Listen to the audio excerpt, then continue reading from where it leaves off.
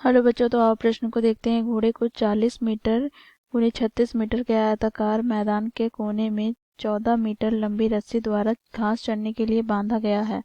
वह मैदान कितने क्षेत्रफल में चर सकता है, यह हमें ज्ञात करना है, जहाँ पर पाई का मान हमें 22/7 लेना है।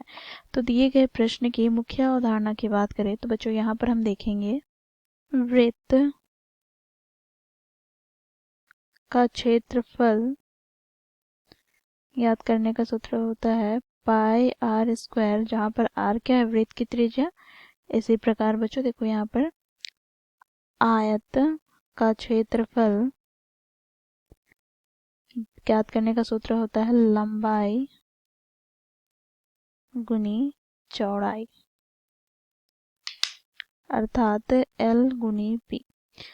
तो इस मुख्य अवधारणा की सहायता से हम दिए गए प्रश्न को हल करेंगे। बच्चों देखो प्रश्न में हमें 40 मीटर × 36 मीटर के आयताकार मैदान दिया गया है। तो यहाँ से बच्चों हम ज्ञात करेंगे आयताकार मैदान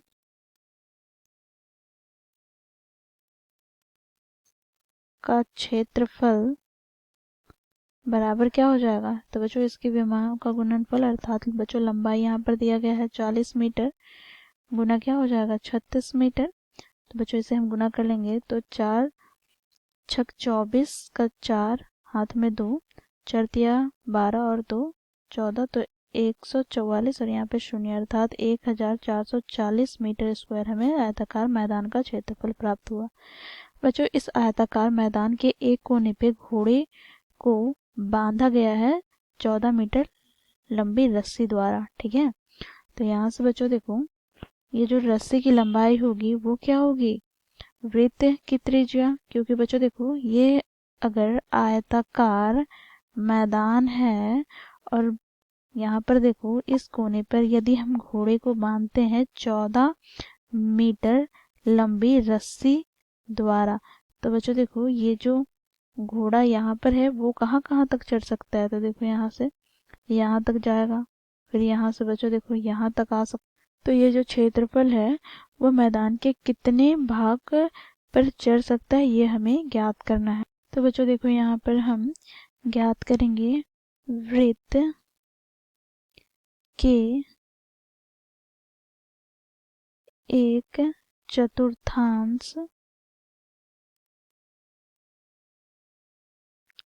का क्षेत्रफल बराबर क्या हो जाएगा, तो 1/4 गुनी πr²। तो यहाँ से बच्चों हमें प्राप्त हो जाएगा 1/4 गुनी पाई का मान 22/7 गुना r का स्क्वायर, अर्थात r यहाँ पर कितना है तो 14 मीटर, तो 14 गुनी 14।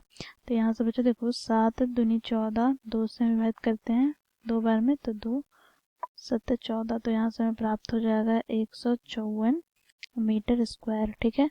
अब बच्चों देखो हम क्या करेंगे, तो यहाँ पर हम लोगों ने ज्ञात किया है इस आयताकार मैदान का क्षेत्रफल कितना है, तो 1440 मीटर स्क्वायर।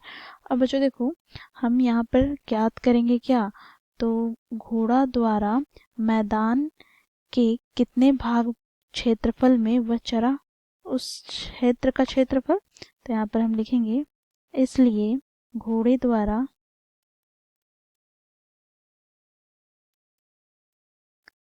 चरे जाने वाले मैदान का क्षेत्रफल बराबर हो जाएगा, मैदान का क्षेत्रफल ज्ञात कितना किया है, तो 1440 मीटर स्क्वायर माइनस बच्चों देखो यहाँ पर घोड़ा द्वारा चरे जाने वाले भाग कितने हम लोगों ने ज्ञात किया है, तो 154 मीटर स्क्वायर। तो बच्चों यहाँ से देखो हम घटा देंगे तो 10 में से 4 घटाएंगे तो 6 बच्चों 4, यहाँ पर कितने बच गए 13, 13 में से हम 5 घटाएंगे तो 8 में प्राप्त हो जाएगा। अब बच्चों यहाँ पर कितने बच गए, तो यहाँ से हमें प्राप्त हो जाएगा 13, 13 में से हम 5 घटाएंगे 1 घटाएंगे तो हमें प्राप्त हो जाएगा 12, ठीक है।